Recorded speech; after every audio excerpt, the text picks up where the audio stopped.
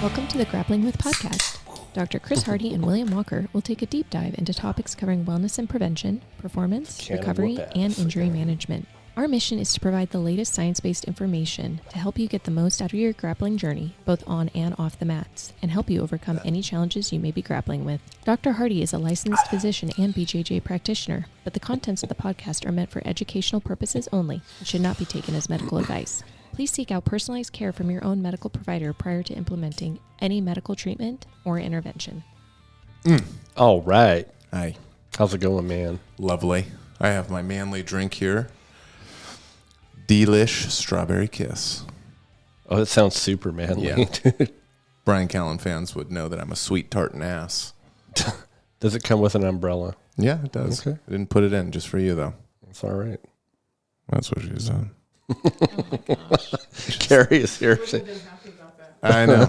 I saw her and I said, well, I got to hit it before she does. Okay. And she's saying that again. Gosh, I'm on a roll today. All right. We'll eventually mic her up. Wow. Just for the comments, I think. Yeah. Excellent, What's man. going on, dude? With me? Yeah. Kind of training through an injury right now, as you know. Why'd you do that? Why'd I do what? Get injured? Yeah. Oh, I know, right? I don't know, man. I feel like the wheels are coming off a little bit, and I'm trying to keep them on.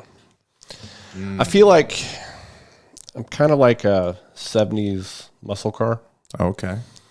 That if you don't take care of it, Right. you know, it can still run, but you got to do a lot of preventive maintenance. And when I fall off a little bit with mobility or something, tweak it back. And Yeah. I don't know. And with those things, you have to continue that preventive maintenance even if you're not driving it, really. Exactly. Like, you still got to keep up on it. Still got to do it. Yeah. And I think that's kind of inspired me. I think next week or in the coming up episodes, we're going to talk about kind of training with injuries, not just, you know, when maybe it's okay. And, you know, half the time I think I'm in a dichotomy between the physician part of me and the jiu-jitsu part. I'm like, yeah, you're fine. Right. You know, but we'll talk a lot. I think that'd be a good topic to talk about. Yeah, next the time. balance of keep training, chill, Totally. how to chill. Yeah, and you know, ways to train and maybe even improve your game a little bit, right? Yeah. If you're kind of not sidelined, but if you're not as mobile because of an injury, depending on what it is, you might play something completely different or work on something that you normally wouldn't work on. And Yeah. I don't know, it can be beneficial, but I think that'd be a good thing to hash out a little bit here. Yeah. Yeah. Upcoming. Yeah. What about you? Just upset about a little tournament issue that we had just yesterday, which is I was going to compete, but no one signed up. And it's probably deserving because, as we've said before, the Fuji Jiu-Jitsu tournaments, at least when they come to the Northwest, maybe people from other states have different experience, they suck. Yeah. And this is their third time out here. Well, you and I were at the first one. When I competed the first one last November, Yeah. and I think I waited 4 hours or something past Right. there was just a disaster of organization. We had teammates that made it to the finals, and then they said, "Oh, the brackets disappeared, so the whole bracket has to be ran again." Yeah. Oh, And, man. And then for you, there was just for what you told me, out of everybody, there was just like one purple belt and one black belt. Tell me about that. Yeah, I was willing to just, whether they merge black and brown or whatever, like I was kind of good for it, and I was keeping my eye on the registrations, but it's just like I just want to, because I'm going to do Master Worlds, Right. and that's in a few weeks. I didn't know that was public knowledge. I knew. It's not really. Well, A couple people have found out, but you put yourself on blast. putting myself on blast. All right. No one cares, anyways. So, so that's in a few weeks.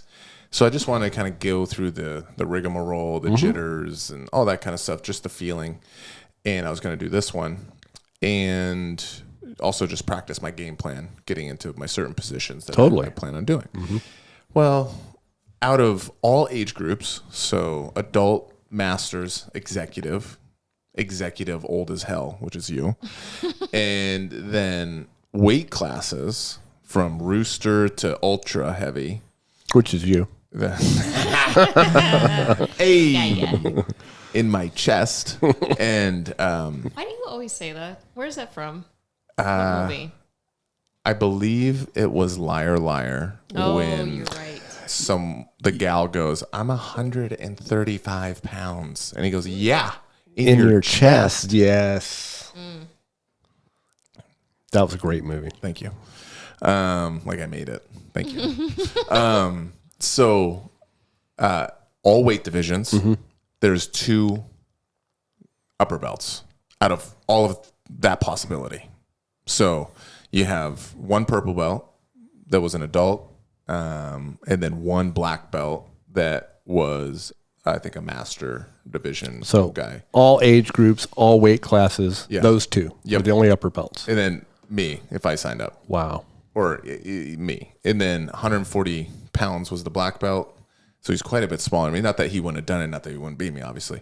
But just, it's like, I'm not doing 140 pounds in masters. No. I'm going to be doing 180 pounds. So it was just like, am I going to spend $100? And maybe the black belt doesn't even want to, which I would totally understand. Right. Because he was from Redmond. So, he might not even show up. So I, instead of like having them roll my $100 to the next tournament, I was like, yeah, no, not just pulling out. So then I looked yesterday, the black belt didn't even compete. Yeah. I mean, so, but I think that's a reflection on the first 2 tournament experiences, probably, if I had to guess. Fuji BJJ, the tournament side of it, and I know it's a little bit different organization under the parent company, Fuji. They need to get their shit together for sure. And hopefully, I don't know if someone listens to this that knows someone in that organization. Hopefully they can talk to them, because I'm sure they're going to debate on even coming back after the showing that they had this time. Yeah.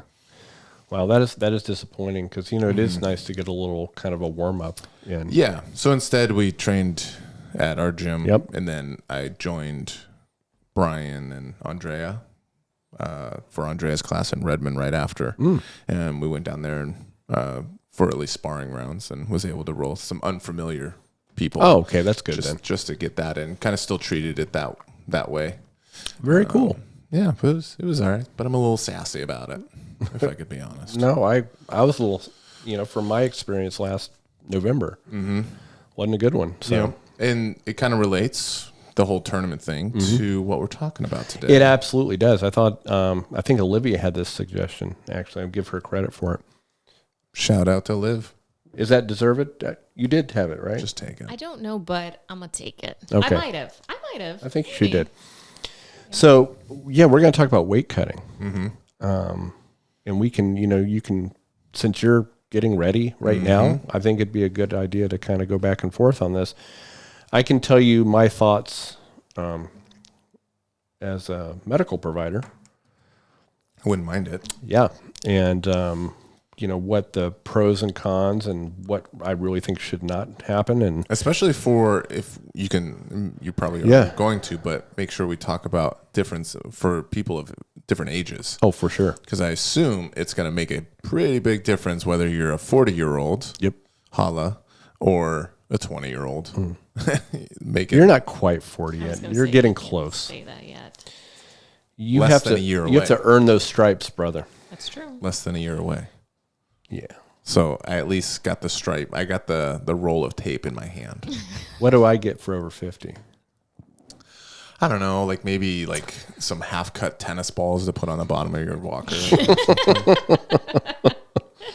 I use racket balls, bro. Oh. I feel like those would be too like rubber, and like they would stick to the floor too much. Yeah. That's why we put you on tennis balls. You're not strong enough to lift the rocker anymore, so it just kind of slides. When my back's feeling better, I'm going to show you exactly how that feels.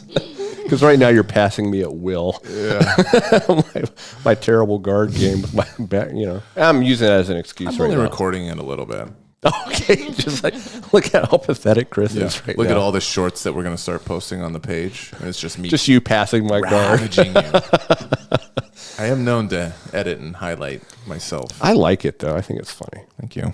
So yeah, let's, and I also want to differentiate between, weight cutting on MMA and most jiu-jitsu matches, right? Because especially IBJJF, because you weigh in the day of, morning of, and sometimes you weigh in and immediately have a. Well, yeah. Typically it's like when you're getting put in that bullpen. Yeah. So, that makes a huge difference too. So, this has been going on. It's a culture in combat sports. It's been going on for, decades, right? People are trying to get an advantage and trying to come in so they'll have a physical advantage over their opponent, to try to be at the top of the, of the weight class. And, maybe they don't even belong in that weight class and they're able to kind of cut water weight and get down there. And so we're going to, I want to first talk about, there's a big difference between acute weight loss, like when you're within like a week or something, those rapid weight cuts, or someone that's really planning months in advance and saying, hey, I got a little extra body fat.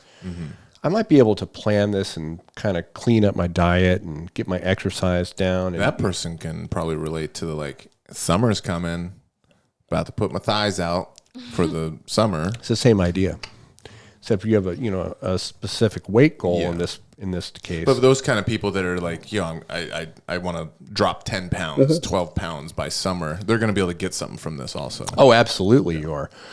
Well, I'm just saying that there's a way to do that, and it's different for everyone. Like we talked about, all nutrition is very individualized. But my point is doing that in a slow manner, and actually, kind of getting to an ideal, assuming you have a little more body fat than you'd like, maybe you do belong in a lower weight class, right? And then if you get fairly lean, you might be in a proper weight class at that time, as opposed to artificially just, getting rid of a bunch of fluid, which is weight technically, but it's not really body mass, so to speak, as far as, soft tissue and muscle and all that.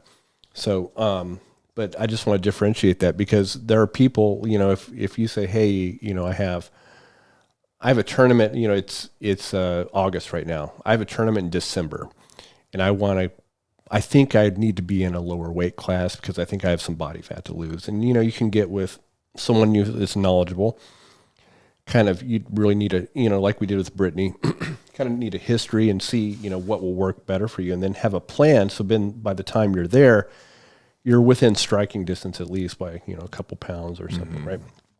But what I really want to focus on, is the acute weight loss, something, like the week of, you're going to try to just dehydrate yourself, basically.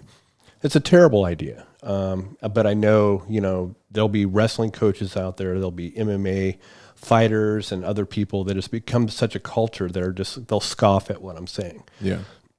There are some organizations like One Fighting Championship that is doing hydration testing, which I think is great. So that's not like woo-woo, like they're just doing it to make people think that it's good. It's actually good. No, because you can't really fake that, right? Because they're not just doing it the day of. They're testing you periodically and leading up to the fight to making sure you're not, for health reasons, right? And so people will naturally come in at, a weight class that's actually legit for them, and not like you see some of these monsters. You're like, there's no way that dude's 170. Have you seen some MMA fighters? You're like, the guy's a monster. I think Usman. Right? That guy looks quite large. Yep. Remember Sean Shirk? The muscle shark? Gosh. Yeah. Did he come in at like 155 or something like that? Yeah, that's insane. But he walks around 200 pounds. Maybe he's 5'6". But but it doesn't matter. That's my point. So he eats baby food. Remember that? Yes. He was on one of the first behind. I remember that. Well, whatever.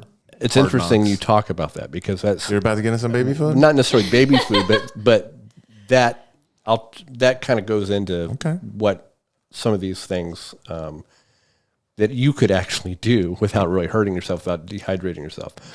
So anyway, let's talk about that a little bit. So when you dehydrate yourself over 2% of your body weight. So for you, what do you weigh right now? I'm a little thick. Just say you're 180 pounds. I'm right? 180 pounds. Okay. Oh, Are you Billy, a little over that? Are. No, I'm like right there. Right there. I ballooned up to like 82. 83. Ballooned. Yeah. Well, because I was basically like 176, right in there. And then out of nowhere, I jumped on the scale. It'd been a while. Yeah. And I was 182, and I was like, oh dear. Oh, and we'll talk about that because you're trying to do middleweight, which is 181.5 or below. With the gi on. With the gi on, Yeah. right? Same day weigh-in. So if you lose more than 2% of your body weight in water acutely, like within 5 days, you're going to have significant performance deficits because unlike MMA fighters, many of them can weigh in the night before. I'm not saying it's great, but at least they can rehydrate and kind of put back on, get some of that volume back in them before they they compete. Most of us as jiu-jitsu athletes don't have that luxury. So you're coming in, if you're dehydrating yourself, you're coming in at a serious performance disadvantage. It affects your cognitive ability, your ability to think clearly. They've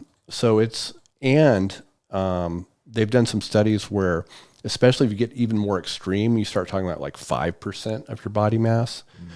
We're starting to have kidney damage because of that. A lot of people don't realize that. And it's well known that there's kind of an acute kind of kidney problems. Matter of fact, there's fighters that have to be taken medically, like, nope. Right. Usually because of some kind of organ failure, like what we call acute renal failure. The kidneys are shutting down basically because they don't have enough volume.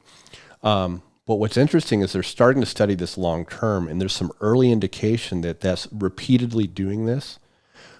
These kind of acute hits to the kidney may have long-lasting complications with kidney function. Also, and this especially goes for men and women, but especially for women, hormonal imbalances. These endocrine dysfunction things that may or may not ever normalize, depending on how extreme these cuts are. Because your body puts it in a threat response. It's like, I don't know what's happening. It ain't good, though. And it tries to adapt to that. And Is that, or do you see that when women are getting to that 2%, or is that 5%, or is that not really? Yeah, women are even more sensitive to it. Because of the biology of carrying a pregnancy, the body is much more protective. So the long term consequences can be bad. And when I was doing my literature review for this episode, and I've talked about this before, but I wanted to get up to date. There's a couple review articles, most of them coming out of Europe, where they're talking about Sambo and judo practitioners. There's parents, and I'm putting this on the parents, that are having their children as young as 4 years old cut weight for competitions, which blew me away. It's absolute child abuse as far as I'm concerned. Because we don't know. I mean, anecdotally, I'll have to look and see if there's any data on this, but all these wrestlers that I know that, not just high school, even if they started earlier, they're cutting weight as they're developing, right, and growing. That's not good for you. Right. These rapid weight cuts. And a lot of them I'm talking to now as they're adults and aren't near as active, aren't wrestling like they were competitively, where they're all the time, every weekend, pretty much. Right. They're having some issues like maintaining healthy weight, their metabolic problems. So and the older you get, the harder and harder it is to kind of recover from this, because your body's like, I don't know what you're doing, dummy, but it's not good. It's the whole thing of what you're doing now is going to affect you in 10 years kind of thing. Yeah, especially repeatedly if you're doing this all the time. Yeah.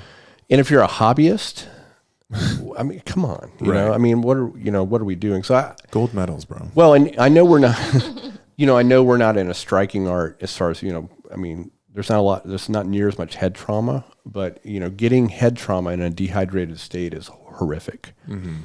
So, there's a lot of problems with this acute weight cutting when we're talking about volume, taking water out. And when you say acute, you do mean the short term. Short term. Just crash dieting. Within the week before weigh-in, right? And you see this all the time. They're like, oh, I had a real hard cut. I'm like, yeah, I know you had a hard cut. It's not good for you. But, I wish the culture would change I think it will eventually. For MMA, the answer is probably more weight classes. I like what ONE FC is doing, with their weigh-in. And I think... Yeah, if they go to like a boxing weight class system where it's like every 6 pounds or something, it's... Because there are guys that are in that legitimate like middle. I would say I'm even in that kind of middle of the road where 81, you're gonna get some of those 195 pounders that cut down. Yep, it just is what it is. And then, but we walk around. Maybe you're in like your low to mid 70s, 170 pounds. Well, the next division is 168 with a gi on. Right. Yeah, I would argue, that would be having a nice middle ground there, like maybe a 175 or something, I have a question. Yeah.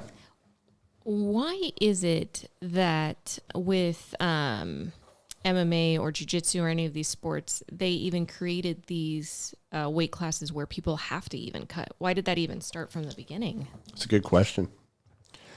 I think the weight divisions were adopted previously from other sports, and then they, like a lot of the rules in MMA, they're just antiquated.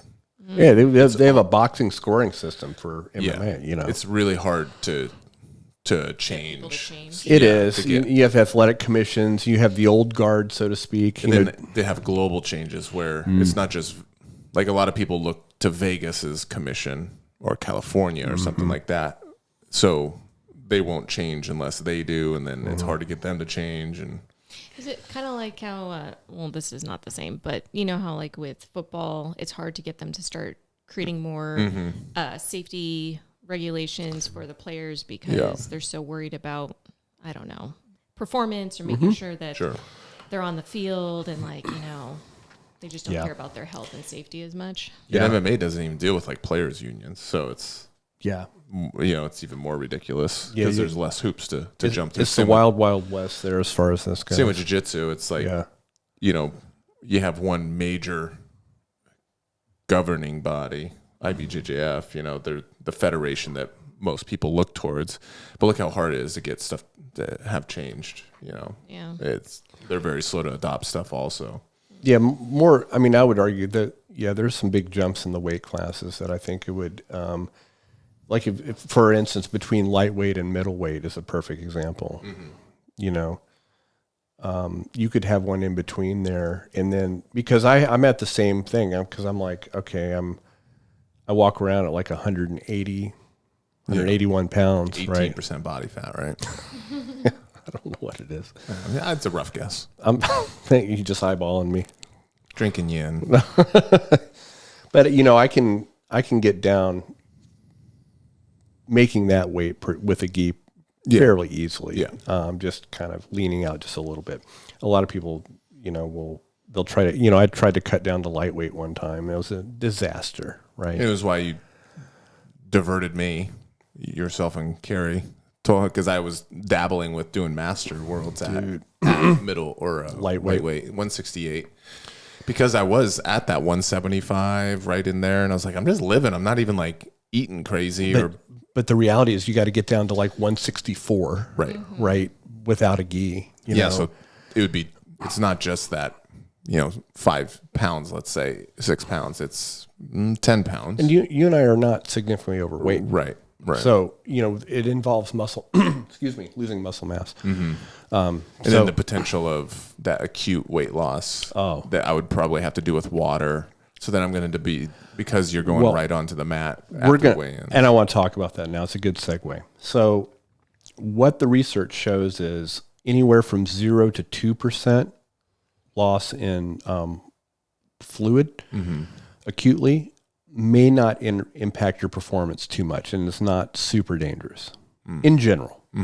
You get above 2%, you start having performance degradation. You start going to have some issues with how you're performing. So can you start that? 1 to 2%. 0 to 2%, that range. Of your body weight. Yeah. So let's, for instance, with you at 180 pounds, 1% would be 1.8. So it's basically a little over 2% would be like 3.5 pounds, a little over 3.5 pounds for you, 3.6 pounds.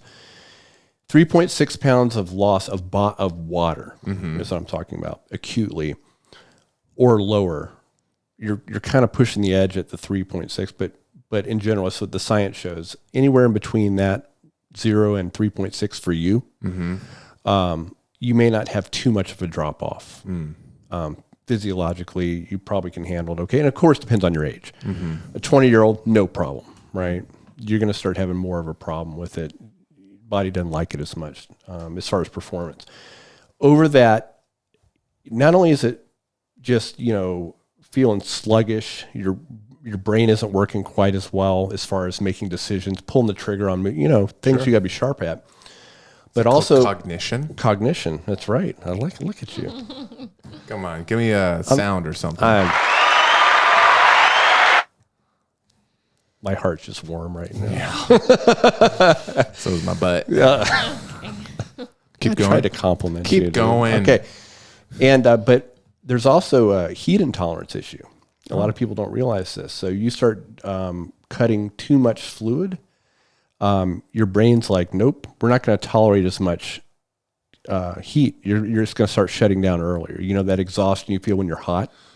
You're not going to have as much tolerance to that. What does that shutting down entail? Energy. Right? So remember when we talked about heat adaptation with the sauna episode we did?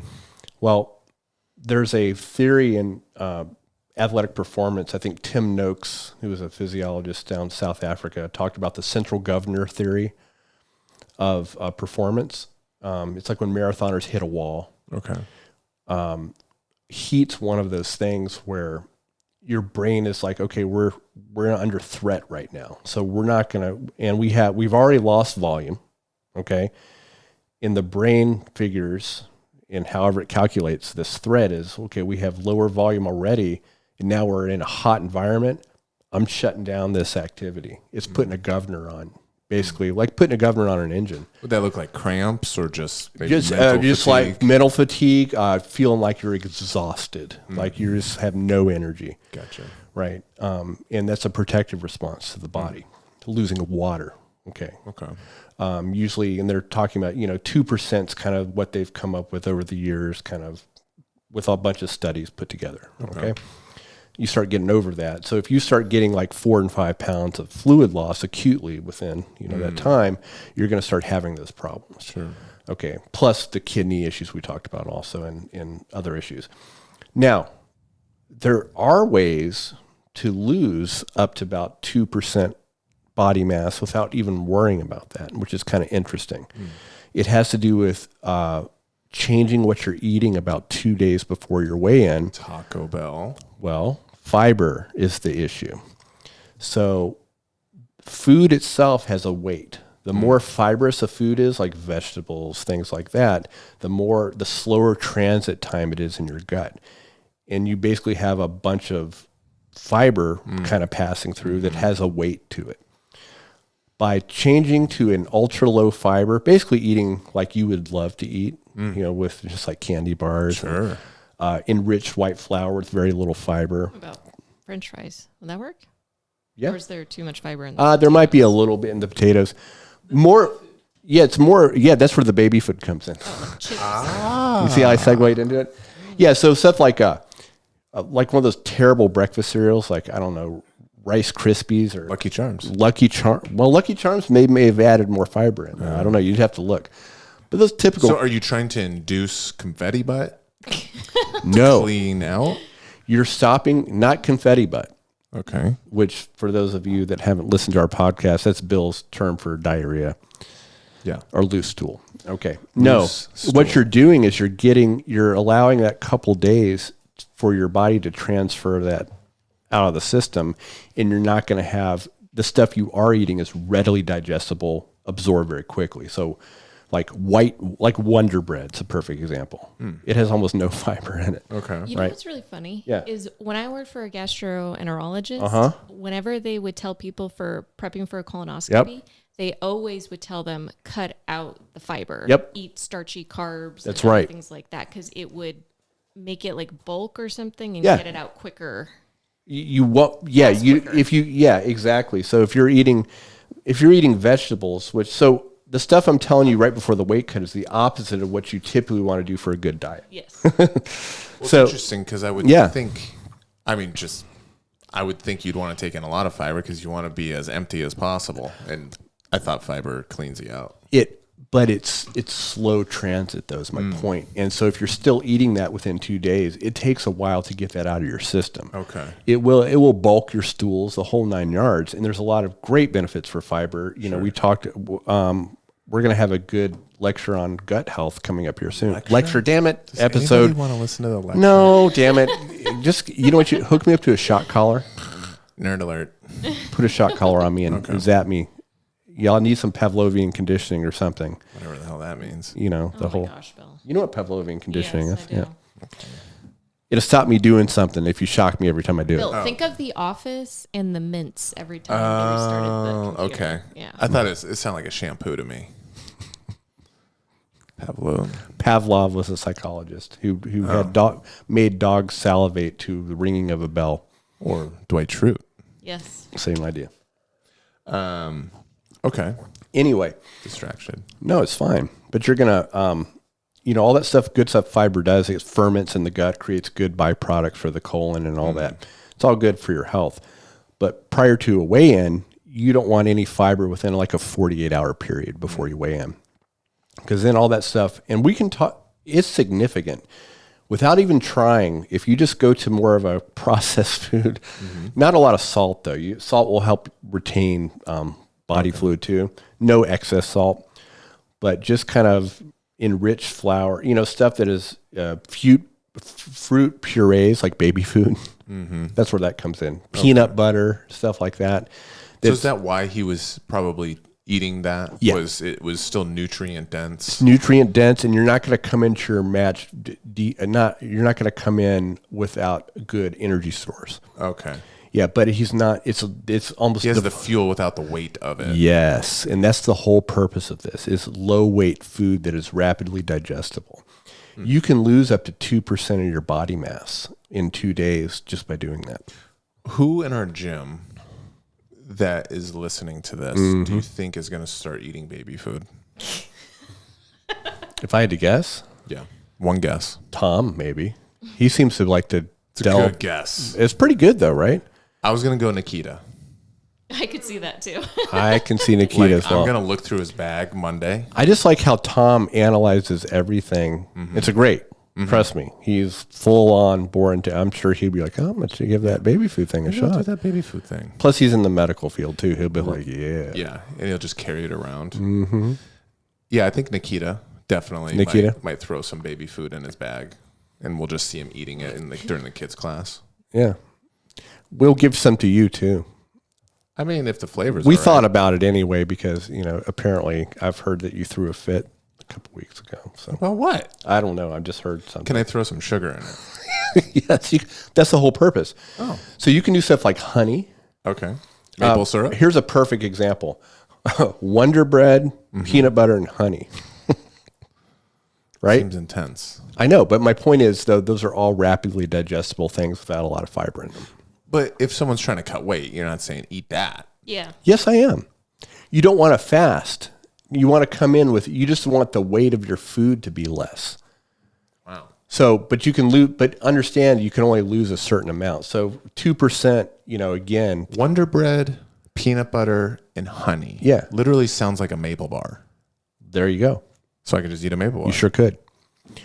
So it's all about weight. I've been cutting weight perfectly. Weight for digestive. That's why I said you'd be very happy about this. Why am I 183 pounds? Because you're probably eating other stuff that's good for you. So the week before, two days before, you're going to cut all the vegetable matter out completely. And that way for you, let's say you're at 180 pounds now, you could theoretically lose almost 4 pounds of body weight just by doing that, not dehydrating yourself, right? So it's kind of there on the table. And it's not like I'm recommending this for a lifelong diet pattern, but 2 days before competition. And then that way you're also coming in fueled up too. And you're not kind of oh gosh, I've been fasting for 3 days. Sure. So basically, it's just you're cutting out the amount of digesting food in your intestines. Mm-hmm. So you just have less. So I got a trip to That's Vegas where the weight is. coming up after Master Worlds. Mm-hmm. If I want to look good next to the pool, Okay. because maybe I got a friend going with me that loves to walk around with his shirt off, and I want to outdo him, I could do this 2-day Wonder Bread and peanut butter and honey fast. No. This has nothing to do with your body composition. This is just losing weight. Oh, I'm not going to look more shredded? I was gonna say, you might be more bloated. No, you won't be more bloated, but it's not going to do anything for your... All I'm saying is you're getting rid of that bulking that, there's a lot in that colon. The colon's huge. Your colon's huge. Isn't going to be in there. Yeah, that's right. So it's not... Shit. And shit won't be there when they weigh you. I love it. That's the best way to put it. Okay. Carrie said you're full of shit, and then the shit will be gone by the time they weigh you. Got it. We could have just said that and be done. It makes more sense in my brain. Okay. Good call.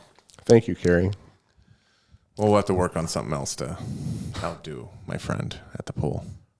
That has to do with, that's a body composition thing. And, no, not Wonder Bread. And that's not the best for I'm it. just making it clear for the listeners. Yeah, no, it's good. So, but that's something you can do. That's the weight of an average competition gi is 3 to 4 pounds. Yeah. Right. And so you could be like within striking distance. Let's say, you have to weigh in at 181.5. Mm-hmm. Right. So then, doing the math real quick, taking 4 pounds off of that is really what you got to walk around at, like 177.5. Yeah. Well, that last 2 days, all you have to do is cut out your fiber. And, right before, you're not going to be drinking a ton of, you're not going to, right before, you're not going to be drinking a ton of fluid either. Mm-hmm, mm-hmm. But you don't want to dehydrate yourself either and sweat it out, get in saunas and that whole 9 yards. Yeah, my goal is to actually go down there already, essentially on weight that I need to be, and then which is the best way to do it. Yeah. But if you had to, you could always just make sure, because you're not going to compromise yourself by just doing that the last 2 days. Yeah. That way you'll come in and be feeling pretty good. That kind of leads us to then, because we have to weigh in the same day and compete, what do you eat? Yeah. Competition day too, right? Again, that is individual. Some people cannot stand to have anything in their stomach. I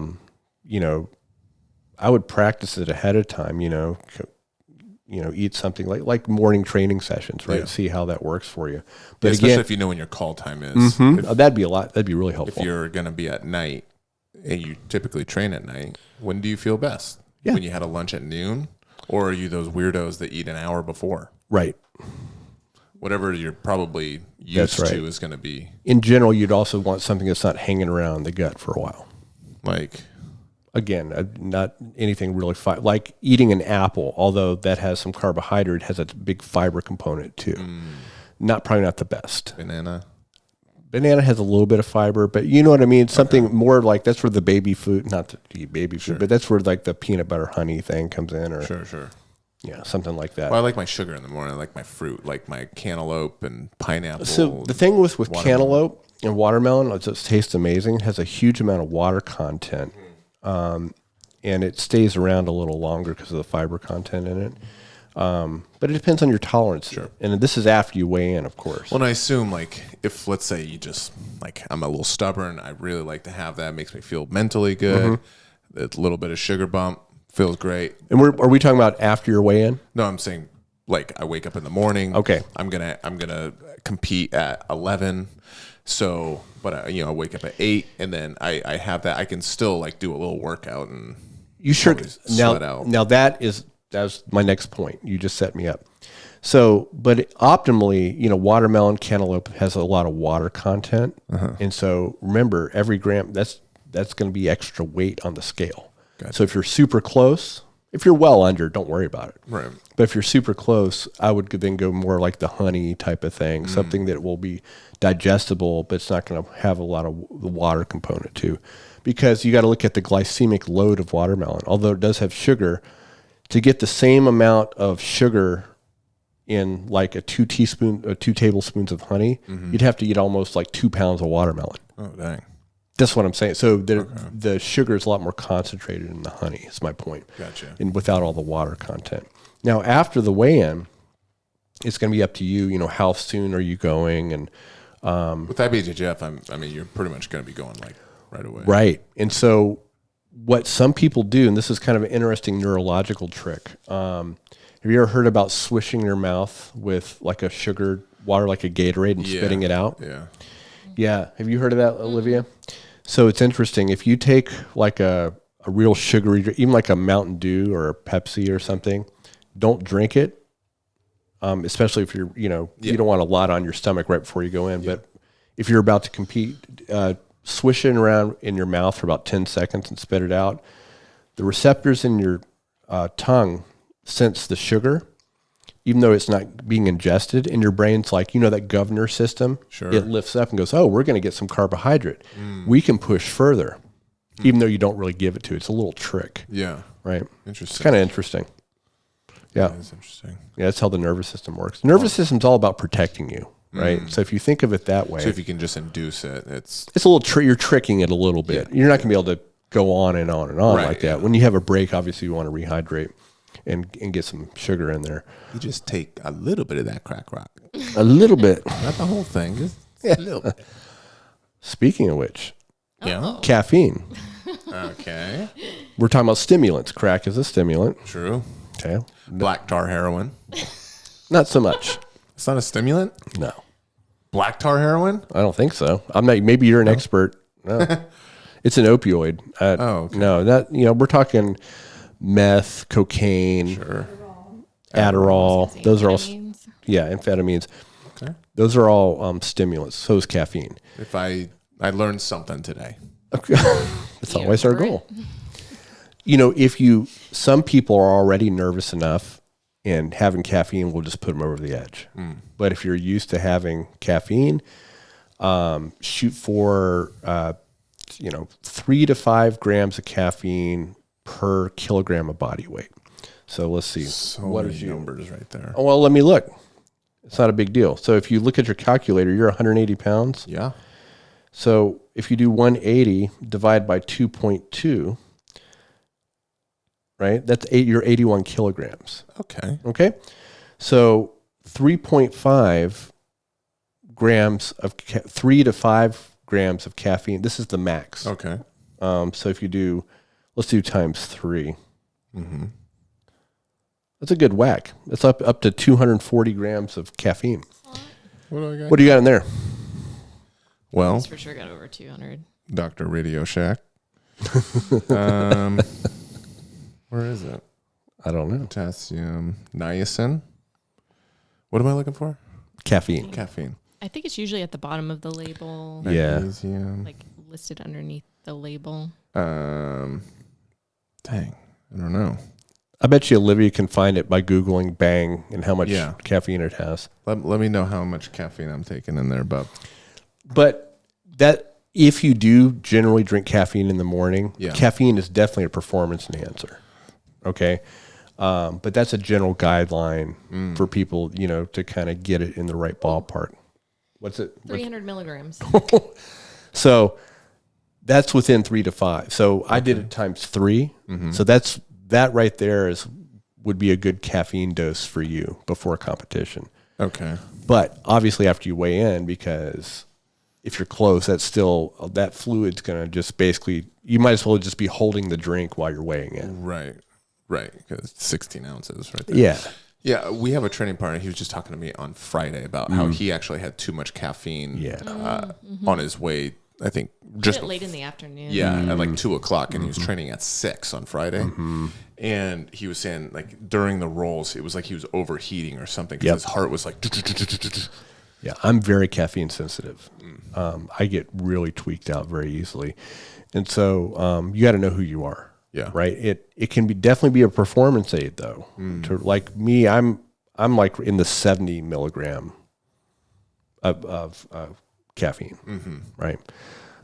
So that's just enough to get me alert, have my brain working a little better, and having a little bit of a performance enhancement. So you can, that's something if you're going to do, those are kind of little things you can do right on the spot. But those guys coming in that are just dehydrating themselves. Yeah. Especially like there's 40 guys in my bracket, so that's a 6-7 match day. Yeah. Like you're probably in tough shape. That's the thing, and so people are always looking for that advantage, and I get it, right? When do you think your weight really makes a difference? Like how much weight? You know what? Obviously weight is not created equal because you got someone like Casey. He's 195 pounds, but he's stronger than everybody else in the world. Yeah. And then you can have someone that's 250 pounds and not as strong. But so weight isn't always equal. Mm-hmm. I got into I'll let you answer in a second. I got into a Twitter argument. Mm-hmm. Which you should never do. That's what some people say. But I dabble. And because there's a power lifter, he's a 170-pound division, and he's really strong. He deadlifts 500 pounds, super strong guy. And he was like, I don't think there's a single black belt, female specifically, that's 120 pounds that could submit him in the world. And he does not train jiu-jitsu. Doesn't train. He's messed around with his buddies that wrestle. And he's like, they had a hard time breaking my grips. Okay. And he goes, I don't think they, like, if I grab one by the wrist, they're not going to be able to break my grip. They won't be able to do anything. Now, he was being respectful, which doesn't sound respectful, but how he was saying it was like, he was admitting, maybe I'm ignorant and I just don't know, but it just doesn't seem fathomable. We've had a couple of power lifters come in the gym that got cardio tapped very quickly, and I actually brought up the guy that I met at work. Yeah. And I was like, he was every bit as strong as that guy. He wasn't as small. No. I mean, that's where that guy's impressive, right? He's not his stature isn't big. He's 170 pounds. Sure. 500. It's super impressive. Don't get me wrong. And my whole point, because his thing was, he's 5 times stronger than the average 120 pound female black belt. Mm-hmm. And that's his big bugaboo. That's why he's like, I just don't see it being possible. And I said, well, you're 5 times stronger than a 170 pound black belt male. Right. Like he's 5 times stronger than me probably. Right. And for that feat of strength. Yes. For these individual lifts. For this deadlift. Yes. Which, I mean, very specific training. Yeah. Because there's some people in there. Right. So I told him, I explained the guy that I brought in that one time that literally tapped twice to not even submissions to when Kyle was a purple belt. And then I also brought up, you can literally just go against any black belt that's under 170 pounds. You're going to be 5 times stronger than them, most likely. And you're not going to go how you think. No, it's stronger. And look, I'm not, diminishing someone's strength. Being able to deadlift 500 pounds at 170 pounds is very strong, but it's strong in that lift. Mm-hmm. And it does have carryover into other things as well, too. Sure. But we all know you've gotten a hold of some, wrestlers that probably can't bench or deadlift a lot, but they have grappling strength. Yeah. Same with a black belt in jiu-jitsu, and the technique and part of it. I mean, well, his response was he thinks 150 pound male black belt would tool him up, which I didn't quite understand the logic, because his whole logic was, I'm 5 times stronger. He hasn't gone against like Sabrina before, you know what I mean? Or he hasn't gone against any. But I'm just using her as an example of, around that size that could, all of a sudden he's in an armbar and he didn't know what the heck happened. Right. Well, and his thing is, he doesn't see how it's logically possible, if he's that much stronger, for them to break this grip. How's he going to get the grip? Well, that was what Olivia said, was like, how does he even get the grip? Yeah, I mean, the grip fighting, it's an art in itself. Right. And even if he did, this is not a strong grip. No. Like a single hand wrist grip.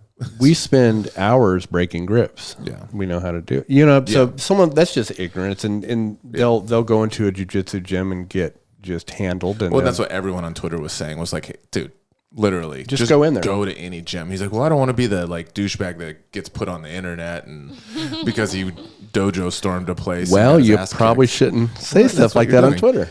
And actually my last response was, it would actually be a tougher task if he was not this crazy strong dude in these specific lifts, deadlifts and squat. And he was just 270 pounds. He was just a giant dude, 6'3", 270. That guy is actually harder to deal with, at least in my opinion, than just a 170-pound really strong guy. For sure, because you got uncontrolled body weight. Yeah. Yeah, that's... When they just like... we had a video of a guy, I think he said he was 315 pounds. I rolled with him. He was a blue belt. Yeah, I remember that. Oh my gosh. All you see is my legs and my arms underneath him. But that's all. And you don't see all my arms and legs. You see my knees to my feet because they're spread. And I couldn't even and then you see my hands trying to get frames. It looked like me when I was wrestling Frank. Oh, my dog. No. Yeah. I just try to pin him and you just see his paws. It's crazy. But that's way harder than... you just hope he gets up high on you have a butterfly hook. Yeah, I scooped underneath his big ham hocks. And yeah, but I hear you. No, I agree with you 100%. I mean, yeah. We have some really strong, wiry people in our gym, So when do you think weight matters? As in, makes a significant difference? You could answer this as good as I could. I mean, my own experience, man. Are you talking about equal skill level? No, not necessarily. Sure, both. Let's say equal skill level. I mean, it still matters. And then also a higher skilled person. Put it this way. If I have I'm 180 pounds about. If I have someone, 200, 210, definitely different. But if that person's a white belt with no training, I'm going to deal with them a lot differently and have a lot more success than someone my skill level that weighs that much. It's going to be a real problem. Yeah. It makes a difference. That's why there's weight classes. I mean, if someone, especially that 200, for me, if you're about 20, 25 pounds heavier and you have technique and know how to use that, I think it's, to me, that's where I can feel the difference. Someone's like 10 pounds heavier. Of course, I've had 150 pound people on me that I'm like, how are you generating that much pressure? Right. I tend to think that equal skill level, 15 pounds can be fairly noticeable. Yep. Right. Lack of skill, maybe more like 40. Yeah.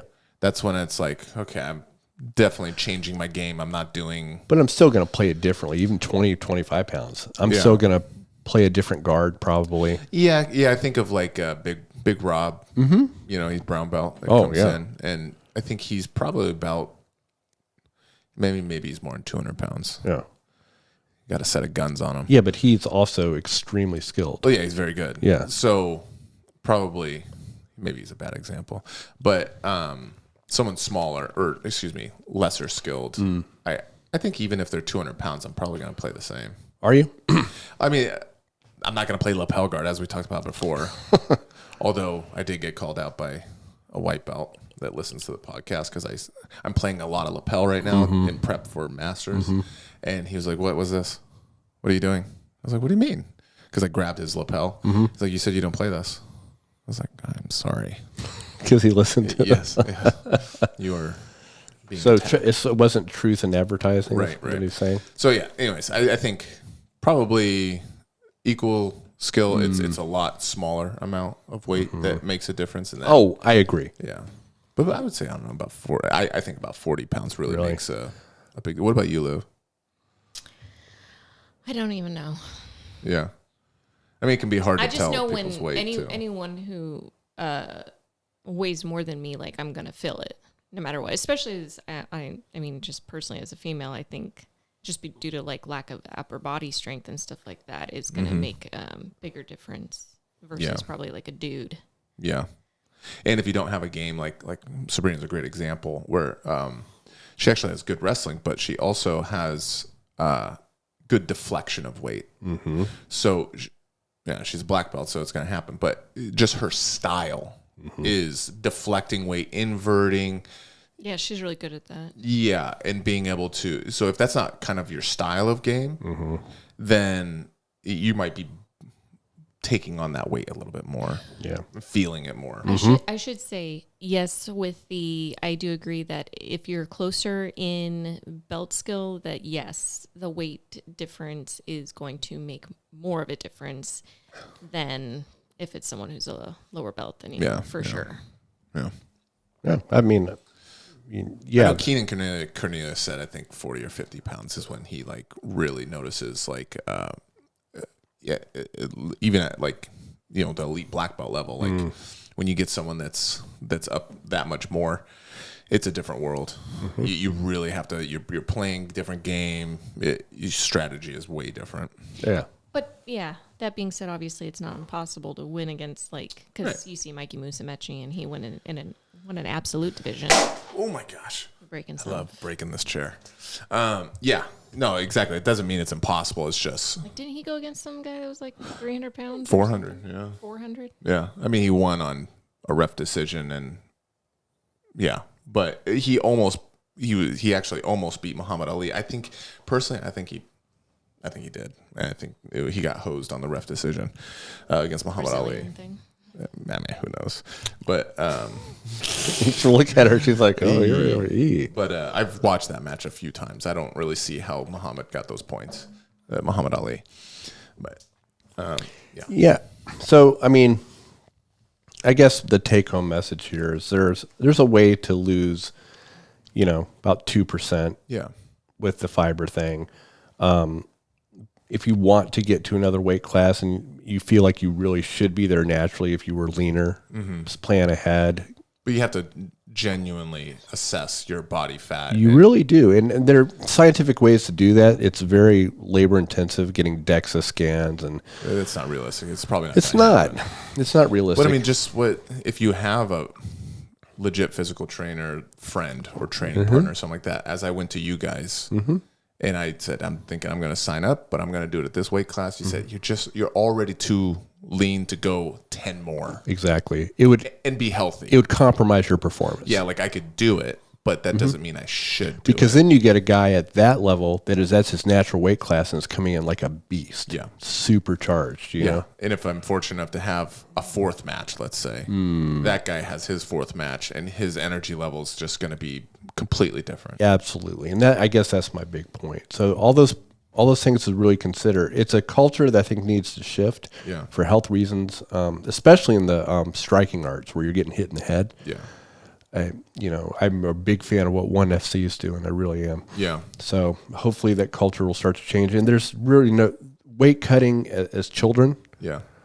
Should be completely abolished. And I know it's going to piss a lot of people off. They're like, hey, that's a culture basically. And it's a cultural thing, but that's just it's just not, the reality is it's terrible for the body. We'll put a petition out there to get rid of weight cutting for children and singlets. Okay. I can get behind that. Thank you. And spats on dudes without shorts over top. That came up at lunch conversation yesterday, by the way, too. Was there any defenders? No. Everyone's on board with you. Good. I almost quit the gym. Right there. No, Andrew came down very strongly on your side. Really? Yeah. I feel like sometimes he likes to take the old devil's advocate against Billy I don't think Boy. in that way, because he was like, no, that's just wrong. Good. Yeah, it's indefensible. Also, but for females, fight shorts, like bad boy shorts, like that they're just spandex shorts, right? Ladies, those things ride up. Let's either wear full spats or don't wear wear shorts over those. Like a biker short. Watch Elizabeth Clay's any of her matches. I'm not having any comments on that. I don't feel like I can. Why? You're commenting on, that's there, I'll talk to Liv then. Okay. What do you think, Liv? I concur. I think it is awkward and I think it's unnecessary. And especially like what Bill was talking about is in no-gi, you want... it doesn't make sense from a strategy perspective. Yeah. She's a leg locker. Yeah, you want to have grip. Friction. Yeah, friction to be able to grip someone. And if you're sweaty, you can't. Your legs are going to slide. So you're like... So Elizabeth, we know you're listening. Oh, yeah. Sure. Message us and let us know what the theory was on that. Not hating. Maybe she's single. And ready to mingle. Yeah. And that's how she's doing it. Yeah. It's worked for you. Look at this fish that you caught. Well, that's it that we got today. PSAs, that's how we end it. Oh my goodness. Like, subscribe, send any comments. You want to talk about anything? And no questions today either? No questions. Really? I think there might have been something, but well, I just want to recap this real quick. okay. So what you're saying is that if you want a weight cut, you should plan ahead and do it in a safe, slow manner. Yeah, if it's even appropriate for you. If you're already lean, it's what are you doing? Can you really? Yeah. If you're 40 years old and plus, and you are already in good shape, especially female, let's say, it's why cut 4 pounds just to when you can just be safely in a division and the people aren't going to be giants, And then the only way to kind of cut like only 2% of your body weight, that's a safe amount to cut in a short period of time, is eating really highly processed carbs. Basically. Okay. No, the fiber thing, right? Yeah. That's the recap. And, people say, hey, bro, I do this all the time. I'm like, yeah, you may get away with it, especially when you're younger. But, there's a thought, again, that, even that kidney damage that happens acutely may be cumulative. And so, we'll see how you are when you're basically older. If you care about longevity, do it this way. Right. Yeah, that's my 2 cents. Yeah. Okay. Well, if we got some other episodes on the way, if anyone wants us to talk about something specific, or you want me to piss anybody off, just let me know. All right. Other than that, see you later. Peace.